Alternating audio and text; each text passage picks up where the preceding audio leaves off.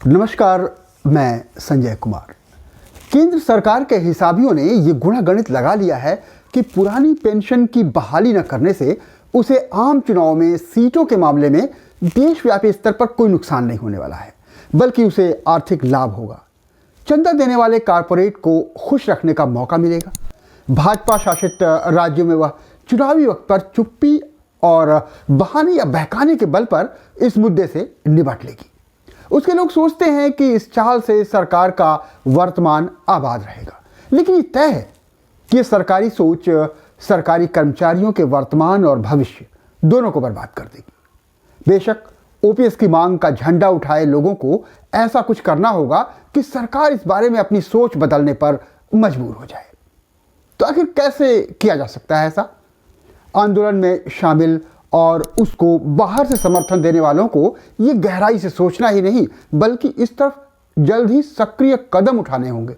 समय ये साफ है कि ओपीएस अपने मूल रूप में बहाल हो ना हो, पर कारपोरेट और बाजार के हाथों कंट्रोल होने वाला एनपीएस लागू रहा तो न सिर्फ मौजूदा पेंशन याफ्ता बर्बाद हो जाएंगे, बल्कि 1 जनवरी 2004 के बाद भर्ती होने वाले और पेंशन वाली नौकरी की आस लगाए इसमें प्रवेश करने वाले लाखों युवाओं का भविष्य डूब जाने वाला है। युवा देश के भविष्य होते हैं और युवाओं का भविष्य का डूबना देश को कहां ले जाएगा सरकार नहीं समझती।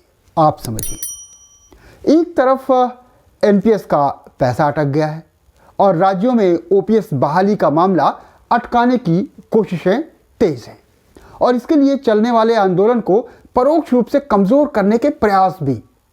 ऐसे में जनवरी 2004 के बाद भर्ती हुए युवा साथियों को समर्पित एक वायरल पोस्ट चैनल के एक सक्रिय सब्सक्राइबर ने मुझे भेजी है। ये पोस्ट एक मोटे कैलकुलेशन से ये साबित करने की कोशिश है कि किस तरह से एनपीएस जो है वो पेंशन के हकदार कर्मचारियों के वर्तमान के लिए तो घातक है ही है, भविष्य के लिए और भी घातक है।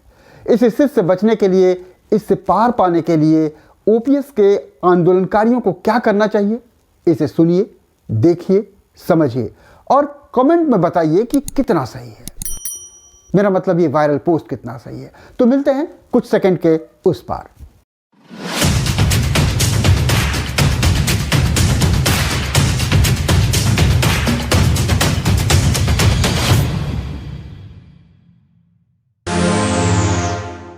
तो बात उस पोस्ट की और उसके कैलकुलेशन की, उसके नतीजे और संदेश की, जिस पर आपको कमेंट की जरूरत है।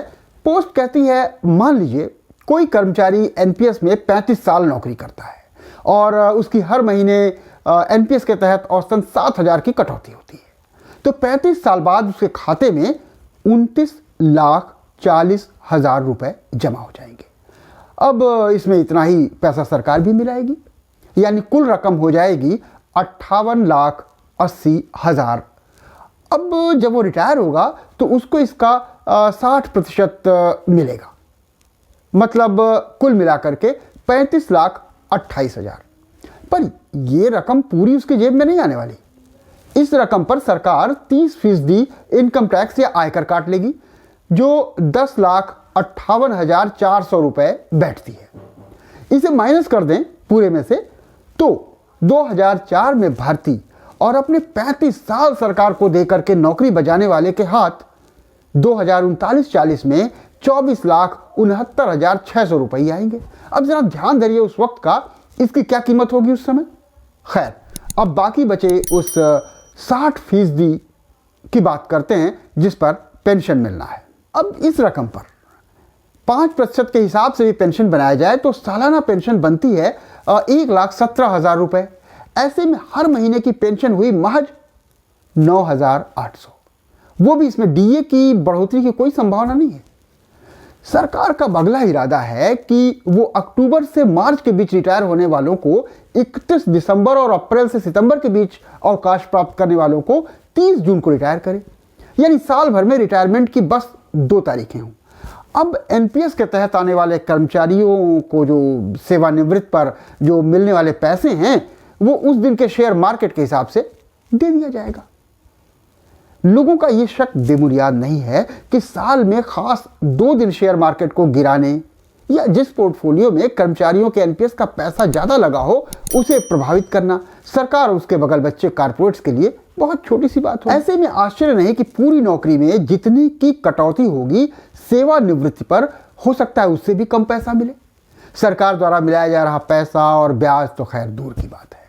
अब सोचिए, अगर ये सब आपको 20 बरस बाद रिटायरमेंट के कुछ ही पहले पता चलता है तो क्या होगा? सोचिए, अगर आज सचेत न हुए, न सोचा, न सक्रिय हुए तो तब तो लड़ने की ताकत भी नहीं बचेगी।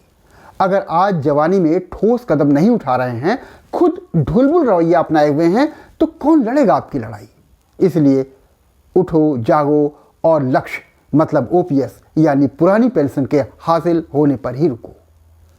ये पोस्ट ये सलाह देती है कि इसके लिए आप जहां पर हैं, जिस स्तर पर हैं, वहीं अपने आसपास एनपीएस वाले सभी कर्मचारियों, अधिकारियों को नई पुरानी पेंशन के अंतर को समझाएं और पेंशन विहीन साथियों को जागरूक कीजिए कि वे भी अपने हक के लिए आगे बढ़कर इसकी आवाज बुलंद करें, क्योंकि कल उन्हें इसका शिकार होना है।